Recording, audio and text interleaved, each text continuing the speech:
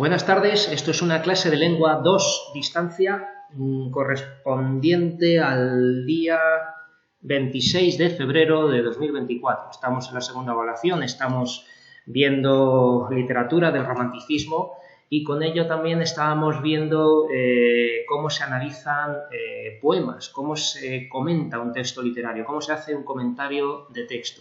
Eso es algo que los que estáis aquí en distancia no tenéis que saber al 100% porque en el examen no voy a preguntarlo completo, haré una serie de preguntas, pero que no está de más que sepáis y que comprendáis lo que se os pide en los distintos apartados, porque sí que en el examen os preguntaré parte de estas cosas, ¿no? Sobre todo analizar la métrica de un poema y las figuras retóricas que vamos a ver a continuación.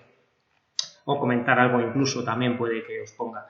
Bueno, en todo caso, yo os quería anunciar previamente que esta mañana grabé un vídeo en casa con esta parte de las figuras retóricas que tenéis aquí, en el que está subido como teoría literaria, que lo llamé anexo teoría literaria, y lo puse colgado en algún sitio del aula virtual. Creo que en el tema 4 aparece este documento, ¿vale? Si alguien no lo encuentra o si se me olvida, pues me lo podéis, si se me ha olvidado ponerlo en vuestro grupo, porque lo tengo que poner en semipresencial, en presencial, en distancia y tantas aulas virtuales que tengo que a veces se me puede haber olvidado en alguna. Bien, pues si no lo tenéis me lo decís. Entonces, en este listado de figuras retóricas lo comenté esta mañana en un vídeo que era muy grande, ocupó más de 2 gigas y no me cabía, no lo podía subir al aula, a la Mediateca Educamadrid. No lo podía subir a la Mediateca de Educamadrid porque ocupaba más del máximo, ¿vale? Entonces, esto que he comentado esta mañana lo podéis encontrar en el canal de YouTube que utilizo para todo este tema de literatura, sintaxis y todo eso, ¿no? Entonces, el vídeo llamado Figuras retóricas fónicas, morfosintácticas y semánticas, ¿vale? Este vídeo, Figuras retóricas fónicas, morfosintácticas y semánticas, es el que explica todo esto que tenéis aquí. No pasa nada porque es prácticamente leer, si no lo veis, ese vídeo, pero que sepáis que lo tenéis en YouTube, que no tiene límite de espacio, se pueden subir vídeos de la cantidad que quieras, entonces cuando no me cabe alguno en el aula virtual, en la Mediateca Educamadrid, lo subo a YouTube, ¿vale? Bueno, pues nada, era deciros eso en primer lugar. En el siguiente lugar, pues que nos hemos quedado aquí en el poema de Hora tras hora, día tras día de Rosalía de Castro. En la clase anterior o hace unas clases hablé de Becker y del poema de Olos gigantes que rompí tramando, ¿no? Que está aquí comentado también en los apuntes, solamente es leerlo, ¿vale? Y Rosalía de Castro, pues es una poeta contemporánea más o menos de Becker, ¿no? Más o menos, que era gallega. Aquí tenéis unos rasgos de su biografía, que pertenecía a una familia noble por línea materna, ¿no? Su madre era una aristócrata, una noble. Su adolescencia estuvo dominada por una profunda crisis debida al descubrimiento de que era hija ilegítima de un sacerdote. Su padre no era su padre, sino que descubrió que era hija de un cura, ¿no? Tuvo una salud muy delicada, que jamás mejoró, vivió con penurias económicas, ¿no? Que no estaba bien de dinero, entonces eso también le costó. Se dedicó en gran medida a su hogar y a sus hijos, como era propio de la época, y luego cuando murió su madre y murió uno de sus hijos, pues tuvo una fuerte depresión con ambas muertes. A esta amarga experiencia se refiere en su primera obra de madurez, que es el libro de poemas A mi madre, ¿no? Cuando murió su madre, pues le dedica este poemario. Y luego escribió Cantares Gallegos, el mismo año, por lo visto, Cantares Gallegos, que es una obra dedicada a Galicia, con sus sentimientos, aparte de estas descripciones, ¿no? También expresa su punto de vista subjetivo y poético sobre las injusticias sociales que ocurren allí, la belleza, la añoranza de los lugares de Galicia que siente, ¿no? Entonces es un libro muy interesante. Y un tiempo después aparece su segundo libro en gallego, con este título, en gallego, Follas Novas, que significa hojas nuevas, que es una expresión angustiada e intimista sobre la muerte y la soledad del ser humano, ¿no? De la muerte y la soledad, ¿vale? Es una visión muy angustiada, es un libro muy pesimista, es un libro así, pues de un tono triste y depresivo, ¿no? Cierra su producción lírica el poemario en castellano, en lengua castellana, En las orillas del Sar, de 1885, en el que también predominan temas metafísicos y el tono reflexivo. Es un libro que también no es especialmente alegre, es un libro con muchos poemas de resignación, de tristeza, de desasosiego, de desencanto con la vida, ¿vale? Este libro, En las orillas del Sar, y es el libro que nosotros vamos a tratar más porque es su obra de madurez, es un libro que está en castellano, y esto además es interesante por el transcurso, el discurrir ideológico de la autora, porque, como sabéis o habréis oído, es uno de los grandes iconos o ídolos del nacionalismo gallego, porque escribió en gallego en el momento del romanticismo con el llamado Rexurdimento de la literatura y de las letras gallegas, ¿no? El Rexurdimento es un movimiento de autodeterminación, digamos, de elogio, de recuperación de la lengua gallega en el romanticismo, con el consiguiente nacionalismo que implica. Y Rosalía de Castro, pues, apoyó durante parte de su vida ese movimiento, pero luego también tuvo una evolución en la que se desencantó de ese movimiento y volvió a escribir en castellano y se distanció en parte del movimiento nacionalista gallego del Rexurdimento. Entonces, esto también es interesante por su parte, por no posicionarse radicalmente en un partido, por así decir, ¿no? Ella pues pasó por la parte nacionalista y luego terminó escribiendo en castellano. Murió de cáncer de útero en su casa de Padrón en 1885 con 48 años, también bastante joven, ¿no? Bécquer también murió joven, con una afección de garganta, una enfermedad que fue fulminante. Y ella pues un cáncer también fulminante de útero, no llegó ni a los 50 años, ¿vale? Su poesía denota ansiedad, una inquietud angustiada ante extraños presentimientos. Siente como esta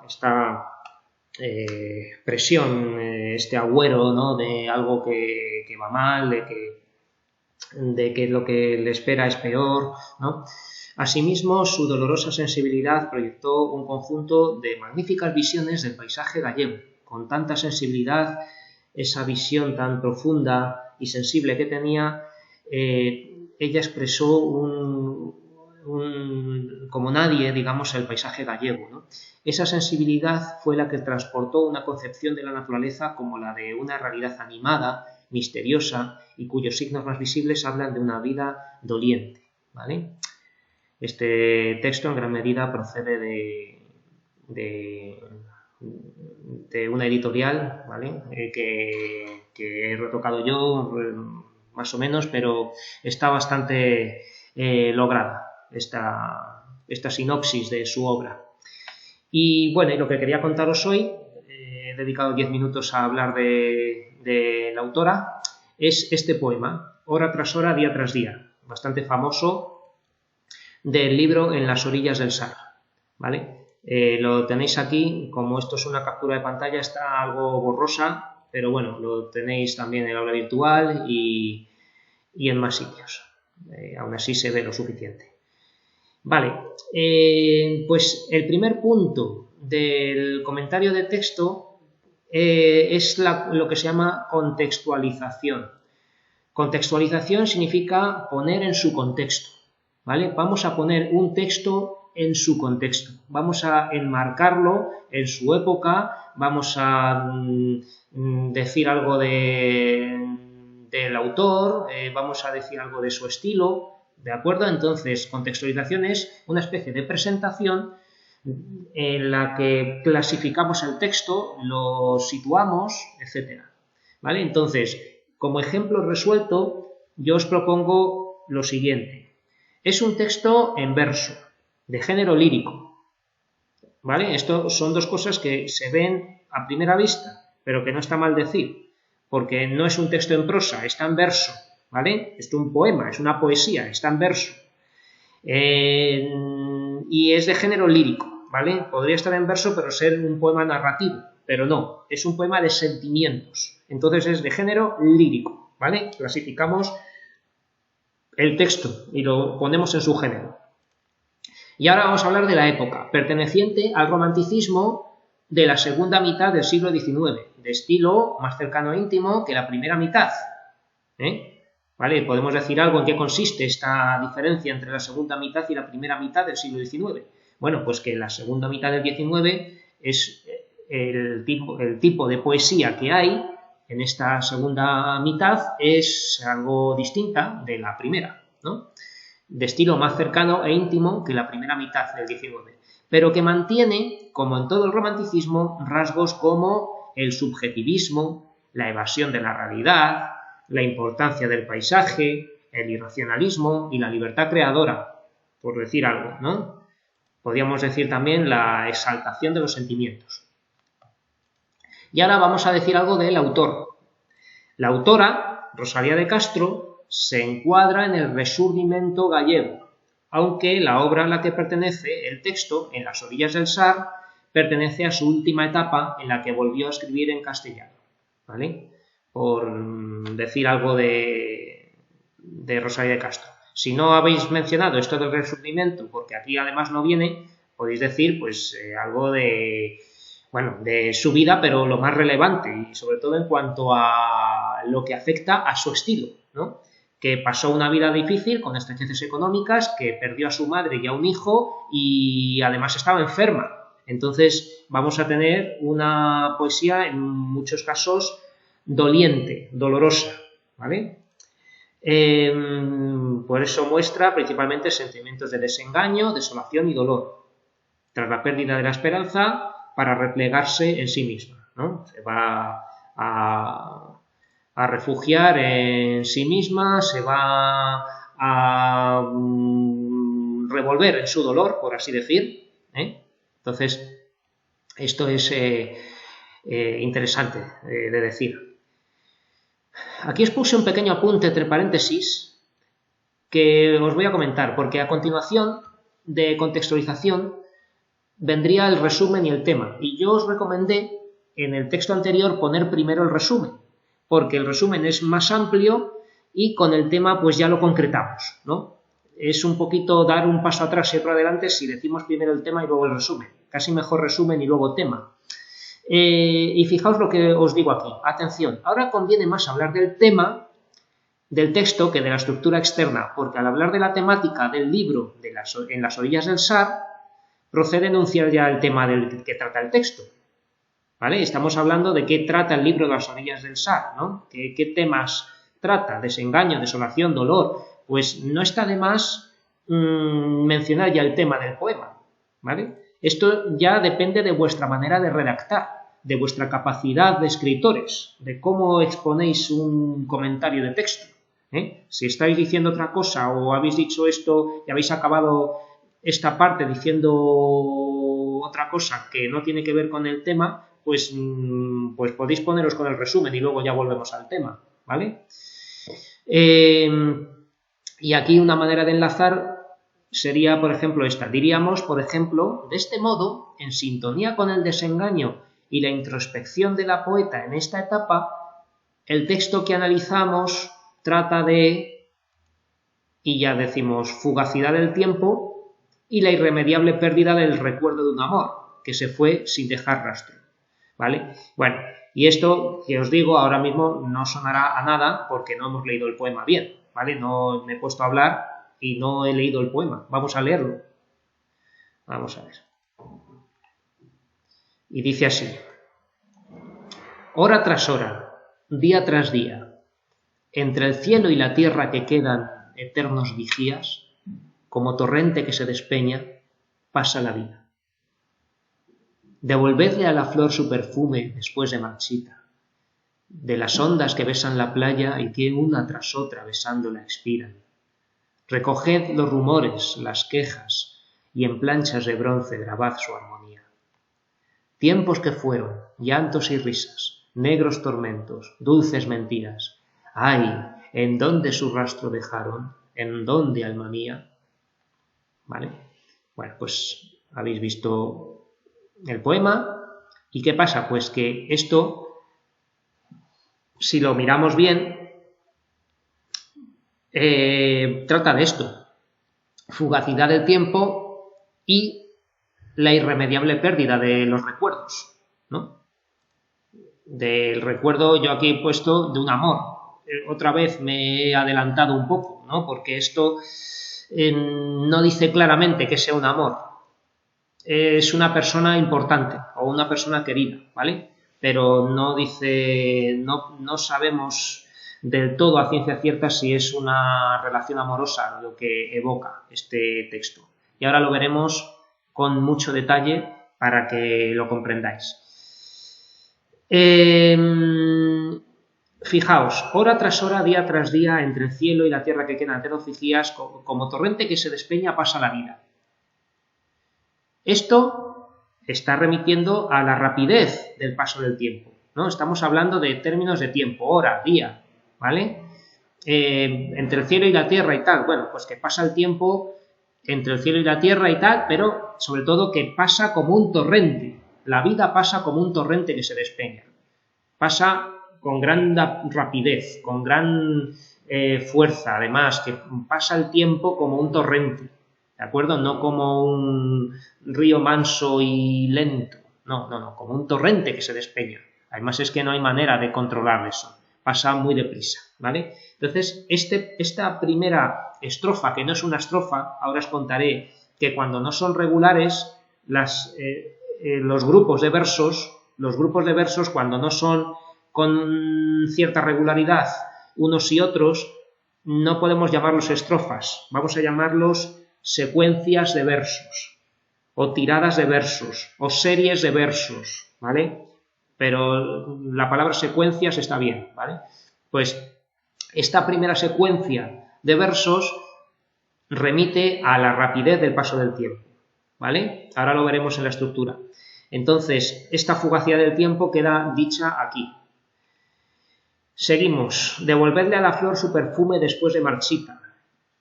¿Es posible devolverle a la flor su perfume después de marchita? No, ¿vale? No se puede, porque está muerta. La flor ya no huele, ya no tiene aroma, ya no huele al perfume de una flor, ¿vale? Y aquí hay una frase como empezada, que es un poquito rara, pero que entendemos que de las ondas que besan la playa y que una tras otra besándola expiran, si tiene algo que ver con la anterior, tampoco se les puede devolver a las olas su vigor, por así decir, una vez que han muerto en la arena, ¿no? Expirar es morir. Entonces, una vez que han expirado las olas besando la playa, ya no van a volver, ¿vale? Esas olas que se han deshecho en la arena ya no pueden volver, vendrán otras nuevas, pero esas olas ya no se recuperan, como la flor cuyo perfume ha desaparecido, ¿vale? Y aquí a continuación, en la misma secuencia de versos, dice esto de recoged los rumores, las quejas y en planchas de bronce grabad su armonía. Como está dicho inmediatamente después de esto, recoged los rumores, las quejas, y en planchas de bronce grabad su armonía, se ve que es algo que está perdido también. Los rumores, las quejas, estas habladurías o esto que se dice o lo que sea, pertenece al pasado, ¿vale? Además, remiten al pasado estas planchas de bronce. Yo puse aquí al final, ahora lo leo y lo repetiré, que por un lado, esto de planchas de bronce es un soporte antiguo, algo que evoca o que se refiere a una época lejana, ¿no? Esto de un grabado en una plancha de bronce, es como, pues eso, como una placa de un monumento, de algo así, ¿no? Como los romanos o los griegos que escribían en planchas de bronce cuando ponían unas leyes en un lugar público o una placa de algo, ¿no? Y, claro, sin duda, también las lápidas de un cementerio, ¿no? Esto de planchas a mí me llevó a confusión, pero ya me dijo un alumno hispanoamericano que la palabra plancha pues también es como una placa. Claro, para mí planchas metálicas es algo más grande, ¿no? Una superficie como una chapa grande, ¿no? Pero una placa y una plancha, pues quizá en gallego, o sea, en Galicia, se entienden como lo mismo, ¿vale? Entonces, esto pueden ser las placas de las tumbas, de las lápidas de un cementerio, ¿vale? Total, que es algo terminado y perteneciente al pasado, ¿vale? Entonces, o sea, esta secuencia de versos, este segundo bloque del poema, apunta, remite al pasado irrecuperable, a un pasado, a recuerdos del pasado que se han ido, como el perfume de las flores, como las olas del mar que mueren en la arena y como rumores y quejas que se quedan olvidados en el pasado, ¿no? Aunque están grabados en planchas de bronce. Bueno. Y ahora en esta tercera secuencia dice tiempos que fueron, llantos y risas, y aquí ya nos está diciendo directamente tiempos que fueron, tiempos que acabaron. Tenemos aquí fueron en pretérito perfecto simple, ¿vale? Que es un pretérito terminado, tiempos que fueron, tiempos que se fueron si queremos, ¿no? Tiempos que fueron, llantos y risas. Tenemos más circunstancias de la convivencia humana, ¿no? Rumores, quejas, llantos, risas, ¿vale? Hechos de la interacción o de la convivencia humana que pertenecen al pasado, tiempos que fueron, llantos y risas, negros tormentos, dulces mentiras. Fijaos que todo esto, pues pertenece a esos recuerdos. Negros tormentos, ¿no? Como tormentos como torturas, como cosas dolorosas, ¿no? Negros tormentos, pero esto contrapuesto a dulces mentiras, ¿no? Que también las mentiras pues no son buenas, pero eran dulces, ¿no? Con este adjetivo, ¿vale? Entonces, esto también parece recordar algo, ¿no? O a alguien, para ser concretos, a alguien. Le está recordando todo esto a alguna persona. Y dice finalmente, hay en donde su rastro dejaron, en donde alma mía. Entonces, esto es una pregunta retórica porque no tiene respuesta y no sirve para preguntar. Realmente está afirmando, está diciendo que no dejaron rastro. ¿En dónde su rastro dejaron? ¿En dónde alma mía? Pues en ningún sitio, no dejaron rastro. ¿Vale? Bueno, entonces, ¿qué pasa? Pues que aquí ya nos cuadra esto de fugacidad del tiempo y la irremediable pérdida del recuerdo, más que de un amor, esto lo puedo corregir y poner de una persona que se fue sin dejar rastro. ¿Vale? Esto sería una manera de exponer el tema. Fugacidad del tiempo y la irremediable pérdida del recuerdo de un amor que se fue sin dejar rastro. Ahora os contaré más adelante mis motivos para proponer que se trata de una persona amada y no de una persona cualquiera, ¿vale? Puede ser pues una relación amorosa o pudo ser su marido, pudo ser un amante, pudo ser un ligue, ¿vale? Pero parece ser que hay algo de alguna relación. Puede que no, también puede que use esas palabras con otro sentido, pero bueno. Vale, entonces el punto del resumen lo podríamos cumplimentar así. La poeta nos expone que la vida se va con mucha rapidez y que con ese rápido paso del tiempo no queda nada de los recuerdos que nos emocionaron, comparándolos con el aroma de las flores tras haberse marchitado o la desaparición de las olas en la playa. Así desaparecen los recuerdos de alguien, los llantos, las risas, las mentiras se van olvidando sin dejar rastro. No sé qué os parece, esto es mi propuesta de resumen. No tenemos que copiar lo mismo, no tenemos que lanzar muchas interpretaciones, ¿vale? Aquí nos tenemos que limitar a parafrasear aclarando un poco el poema, pero no vamos a comentarlo todavía. ¿Vale?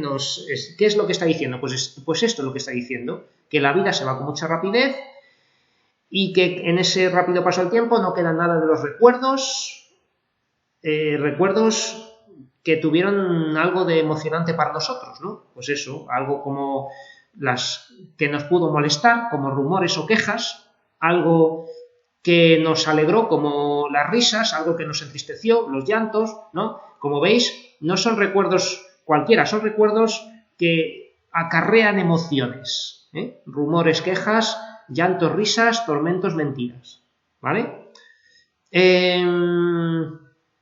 Comparándolos con el aroma de las flores o las olas de la playa, y así desaparecen los recuerdos de alguien que se van sin dejar rastro. Esto es lo que dice el poema. Sí, se puede decir un poco de otra manera, pero no da mucho, no hay tantas posibilidades si queremos ceñirnos a decir lo que dice a un primer nivel de comprensión el poema. Bueno, estructura externa. La estructura externa es la métrica, la rima, ¿no? Cómo está hecho el poema externamente. Y ya lo tenéis aquí puesto. Aquí os he medido las sílabas del poema. Lo de hora tras hora, día tras día, etcétera, está todo contado aquí. Y ya os he dicho de las secuencias de versos, que es un poema de combinación libre. Y aquí no se debería hacer esto que os he puesto aquí, que lo puse para acabar antes. Esquema métrico anotado en el poema. Bueno, a ver, estamos sacándonos la ESO y os lo doy por válido, pero que tendríamos que copiar todo esto, 10A, 10B, 6A, así a continuación, ¿vale? Tendríamos que poner aquí, a ver, por ejemplo, ¿cómo empieza esto? 10A, 10B, 6A, el esquema métrico sería 10A, 10B, 6A, ¿vale? Esto sería hacer el esquema métrico. 10B, 5A, ¿vale? 10B, 5A, etcétera, ¿vale? Que tendríamos que escribirlo. El esquema métrico es el siguiente, ¿vale? Esto aquí tendríamos que poner lo de esquema métrico y copiarlo. Y luego, muy importante, lo de decir de qué tipo es la rima, que rima asonante.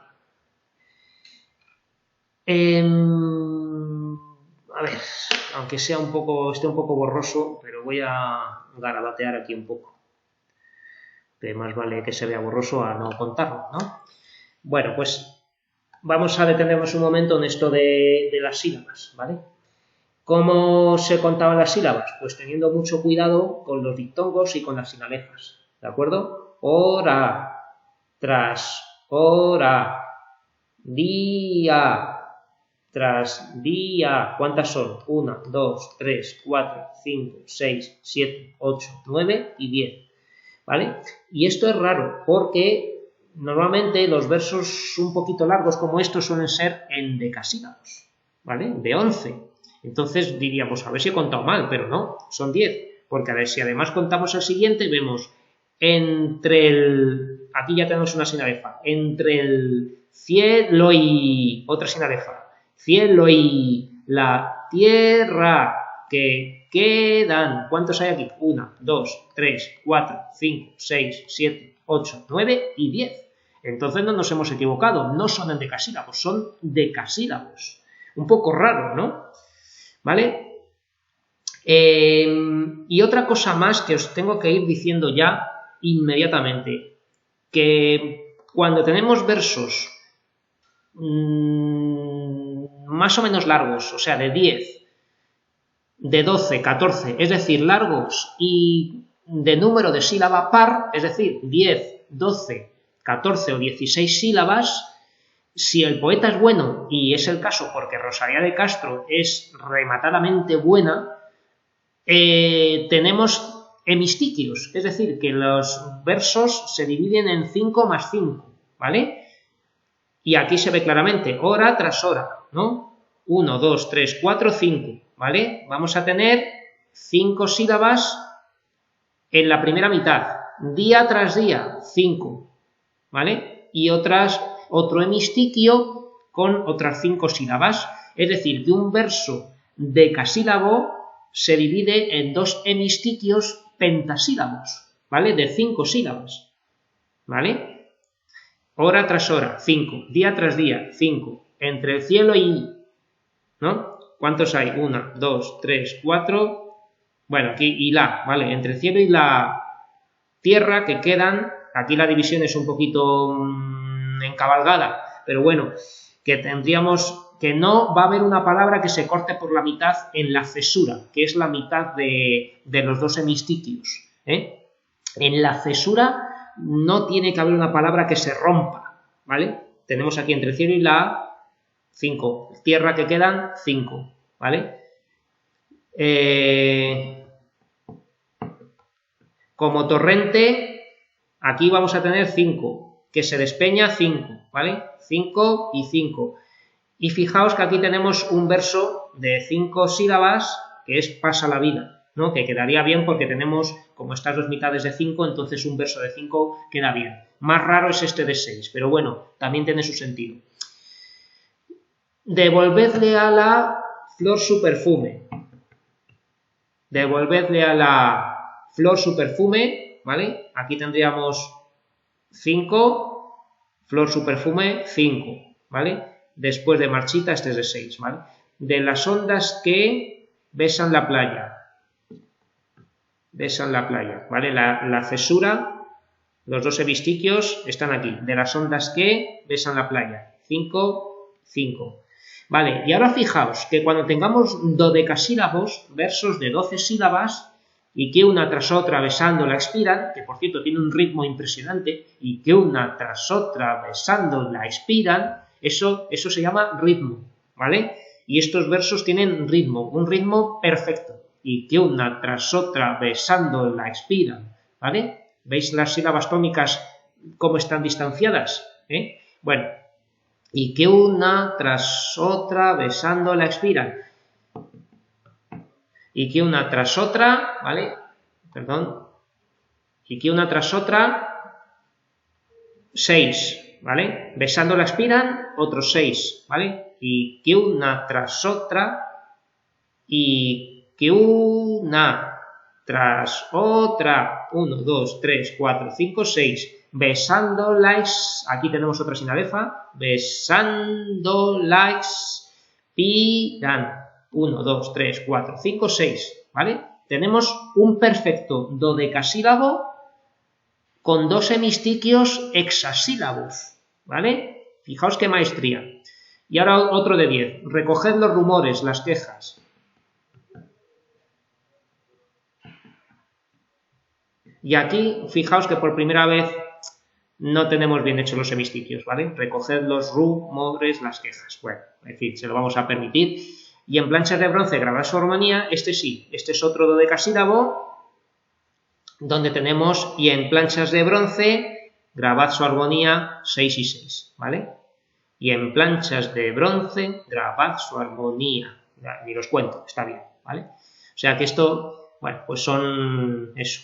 Verso libre, esto es verso libre porque tenemos algo totalmente irregular y esto es novedoso en la época. Estamos en el romanticismo donde se quiere romper con las reglas, ¿no? Se quiere innovar, esa libertad del individuo también se plasma en la creación artística, libertad creadora, ¿vale? Entonces, esta Rosalía de Castro está haciendo una versificación nueva, libre, irregular, que es totalmente novedosa, pero fijaos que dentro de lo irregular está haciendo esfuerzos para que haya cierta regularidad dentro de la irregularidad, ¿vale? Valga la paradoja, ¿vale? Pero que veis que los versos no son ahí cada uno de su padre y de su madre, sino que solamente vamos a tener 4 medidas, de 10, de 12, de 5 y de 6. Y esas medidas van a estar distribuidas con cierto criterio, ¿vale? Fijaos aquí otra vez cómo están claramente los hemistiquios, tiempos que fueron, llantos y risas, negros tormentos, dulces mentiras, o sea que tenemos 5, 5, 5, 5. Ahí en donde su rastro dejaron, ¿no? No, ahí en donde su rastro dejaron, no, es en el su, ¿vale? Donde lo ha partido, ¿vale? Ahí en donde su rastro dejaron, en donde alma mía 6. ¿Vale? Bueno, pues esto en cuanto a la métrica, a las sílabas métricas. ¿Cómo es la rima? Pues fijaos que la rima también está distribuida de una manera un tanto irregular y además, sobre todo, es muy interesante recordar que como quieren hacer una poesía intimista, como algo íntimo, como que algo que se susurra o se cuenta en la intimidad, parece lenguaje hablado. Entonces la rima no se tiene que notar mucho. Por eso Bécquer y Rosalía de Castro prefieren la rima asonante, ¿no? Entonces, si os fijáis, la I y la A de día va a rimar con la I y la A de vigías y con la I y la A de vida. Entonces aquí tenemos 10A, 6A, 5A, ¿vale? Y ojo que cuando sean versos de arte mayor, la letra de la rima se pone en mayúscula y cuando sean de arte menor, en minúscula, ¿vale? Día, o sea, hora tras hora, día tras día son 10 sílabas, pues 10A mayúscula. Cuando sean versos cortos, de menos de 8 o de menos, pues minúscula.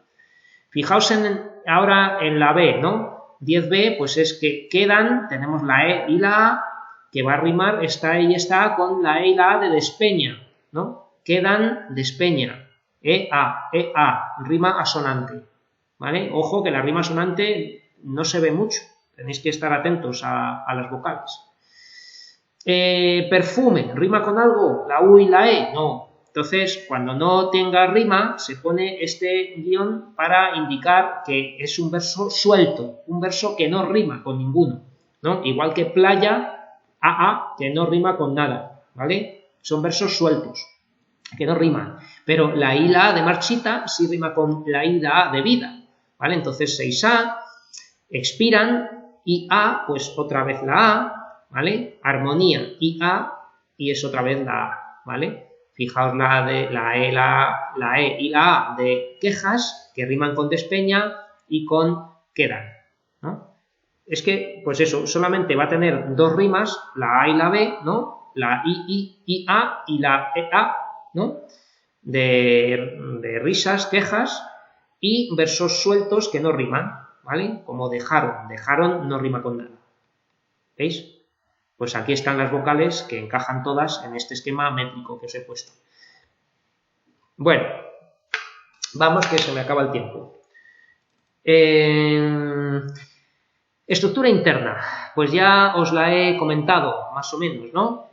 Tiene 3 partes el poema y que coinciden con las 3 secuencias de versos de que se compone. O sea que la estructura interna coincide con las 3 secuencias, ¿vale? Estas 3 partes. La primera secuencia de versos, del 1 al 5, en esta parte la poeta expresa que la vida pasa con gran rapidez como un torrente que se despeña, ¿no? Que hemos dicho que era en la primera parte, ¿vale? Segunda parte es la segunda secuencia de versos, que son los versos del 6 al 11, y aquí hace referencia a lo irrecuperable después de haberlo perdido, haciendo al final alusión a lo que parecen recuerdos de una persona. Rumores, quejas, ¿vale? Lo irreparable cuando algo se ha perdido. La flor, las olas y una persona, ¿vale? Las tres cosas vienen enlazadas en una unidad de sentido al estar en la misma secuencia de versos. Y tercera parte, que serían los versos del 12 al 15, la tercera secuencia de versos. Concluye diciendo que los momentos compartidos con esa persona amada se fueron sin dejar rastro. Los momentos compartidos con esa persona se fueron sin dejar rastro. Tiempos que fueron, llantos y risas, negros tormentos, luz y mentiras, hay en donde su rastro dejaron, en donde alma mía, ¿no? Pues no dejaron rastro. Bueno, y ahora viene la parte más espesa y difícil, pero voy a ver si lo digo rápidamente, lo tenéis escrito, entonces todo esto es innecesario, pero bueno, que os lo cuento porque viene bien. Los recursos, ¿vale? La parte que llamo recursos, que es un poco donde estamos analizando lingüísticamente el poema. Este análisis lingüístico, que sería un término más correcto para hablar de recursos, incluye, pues, un montón de cosas, como esto de funciones del lenguaje, ¿vale? Campos semánticos, morfología, como adjetivos y sustantivos y verbos, y podemos hablar de figuras retóricas también, en esto de recursos lingüísticos. Funciones del lenguaje. Bueno, pues aparece la función poética al embellecer el propio mensaje, ¿vale? Sin duda. Por ejemplo, con la comparación de la vida con un torrente que se despeña, ¿vale? Así que siempre viene bien justificar lo que digamos. La función apelativa, con los verbos en imperativo de la segunda parte, devolvedle, recoged, ¿vale? Ahí tenemos función apelativa. Aunque se lo esté diciendo a sí misma realmente la poeta, pero bueno, estrictamente conlleva la función apelativa porque estamos usando imperativos. Y la función expresiva, con la exclamación y la interrogación de los últimos versos. Y aquí ya sí que no puedo hablar de función apelativa con esta pregunta, porque esta pregunta es una pregunta que vale para afirmar. Entonces, estamos aludiendo al yo, a la primera persona cuando está afirmando algo, ¿no? Está diciendo aquí directamente, no dejaron ningún rastro, según creo, ¿vale? Según mi opinión. En mi opinión, no dejaron ningún rastro, es lo que quiere decir esta pregunta. Eso pues es función expresiva. La función expresiva es la función que tiene que ver con la subjetividad y con el yo. Entonces, esto lo encontramos con estas exclamaciones, con la pregunta retórica y bueno, pues con toda la impronta de emoción que tiene el poema. Campos semánticos, pues veis que tenemos elementos de la naturaleza. Campos semánticos de la naturaleza, de elementos de la naturaleza. Cielo, tierra, torrente, flor, ondas, playa. ¿Vale? También hay de emociones o vivencias relacionadas con el amor o con las relaciones humanas. Tormentos, mentiras, rumores, quejas, llantos y risas. ¿Veis qué interesante es agrupar los campos semánticos? ¿Vale? Esto nos da la clave de comprender el poema. Los sustantivos abstractos aparecen en la segunda mitad del poema, mientras que los concretos están más bien en la primera, ¿vale? Porque tenemos más, pues eso, cielo, tierra, torrente, ¿vale? Vida no, pero bueno, cielo, tierra, torrente, flor, y luego ya es cuando vamos a tener más tiempos, llantos, risas, tormentos, mentiras, rastro, que son sustantivos abstractos que están más al final, que es cuando se va a dar la explicación del poema, ¿no? El sentido que tiene. Adjetivos, pues tenemos adjetivos antepuestos, que es muy importante. Negros, tormentos, dulces, mentiras. La anteposición del adjetivo indica aquí subjetividad, es decir, que para la poeta los tormentos eran negros y las mentiras eran dulces, ¿vale? En cuanto a figuras retóricas, pues aparecen las siguientes. Un paralelismo dentro del primer verso, que esto no es paralelismo, esto se llama bimembración, ¿vale? Voy a ponerlo. La bimembración es como dice aquí, un paralelismo dentro del mismo verso, pero que son dos mitades iguales, hora tras hora, día tras día. ¿vale? Cuando tenemos la misma estructura sintáctica en las dos mitades de un verso, esto se llama bimembración, ¿vale? Un encabalgamiento entre los versos 2 y 3. Vamos a tener varios encabalgamientos. Encabalgamiento es que se queda una idea sin terminar y continúa en el siguiente verso. Y entre el cielo y la tierra que quedan, eternos vigías, ¿vale? Entonces, esto es un encabalgamiento, ¿vale? Se indica con pares de versos. Entre el verso 2 y 3 hay encabalgamiento. No pongáis en el verso 2 hay encabalgamiento porque el encabalgamiento siempre tiene que ser entre dos versos, ¿vale? Entre los versos 2 y 3. La personificación de eternos vigías, ¿vale? Una prosopopeya o personificación al llamar al cielo y la tierra eternos vigías, ¿vale? Pues venga. Símil o comparación de como torrente que se despeña, ¿no? Como tenemos la partícula como, tenemos aquí un símil o comparación. Como torrente que se despeña pasa la vida. La vida pasa como un torrente que se despeña, ¿vale? Un símil de toda la vida. Otra personificación en las ondas que besan la playa, ¿vale? Las ondas pues mojan o lo que sea, pero besan es una personificación, prosopopeya. Hiperbatón, en el verso 9, una tras otra besándola expiran, porque expiran tendría que ir delante de esto, ¿no? Entonces tenemos desordenada la oración, hiperbatón. Políptotón, ¿vale? Políptotón es el uso de la misma raíz y distintos morfemas flexivos. Besan, besando, besan, besando, besan, besándola, eso es un políptotón, ¿vale? Al formar palabras con la misma raíz. Antítesis en llantos y risas, ¿vale? Antítesis es un contraste, llantos, risas. Negros y dulces también podemos considerarlo antítesis, ¿vale? Dulces, lo suyo sería amargo o salado, lo que sea, pero bueno, negros es algo negativo, dulces es algo positivo, entonces tenemos antítesis. Y decimos siempre dónde están, versos 12, 13, ¿vale? VV significa versos, en plural, ¿vale? Como EEUU, pues Estados Unidos, pues VV son versos. Anáfora, con la repetición de en dónde, en los versos 14 y 15. En dónde su rastro dejaron, en dónde, alma mía, anáfora, ¿vale? Interrogación retórica o erotema, ¿vale? Esto se llama también, a ver, que estoy cogiendo el boli al revés, erotema, ¿vale?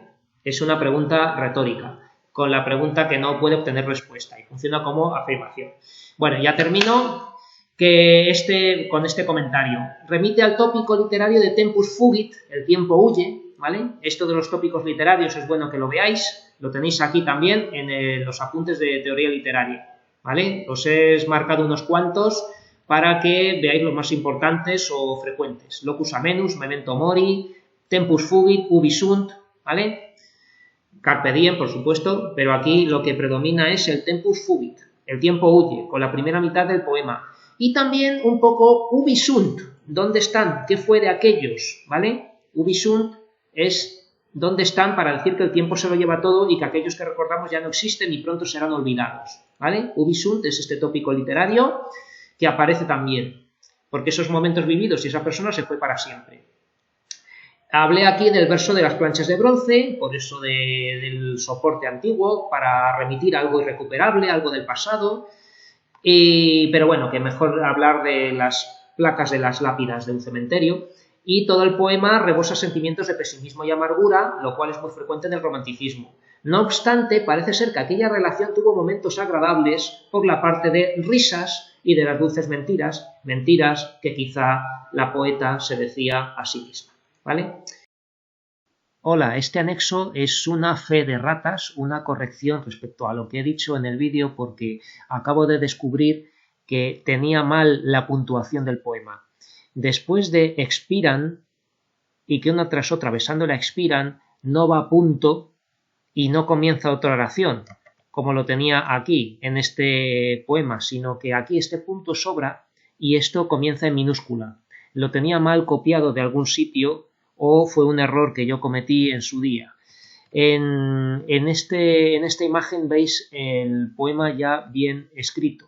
Entonces, ¿qué pasa? Que esto nos cambia. No hay un ceugma, como os dije, sino que hay un hiperbatón, un desorden de la oración que en orden sería así. Este verbo recoged se refiere a lo dicho de las ondas, ¿vale?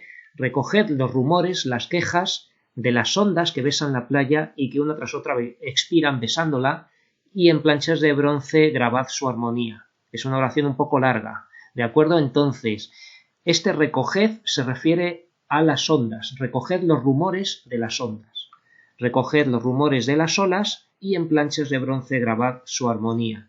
Por lo tanto, esto es un hiperbatón, no un ceugma, ¿vale? Hay que corregir esto. Ya está, muchas gracias.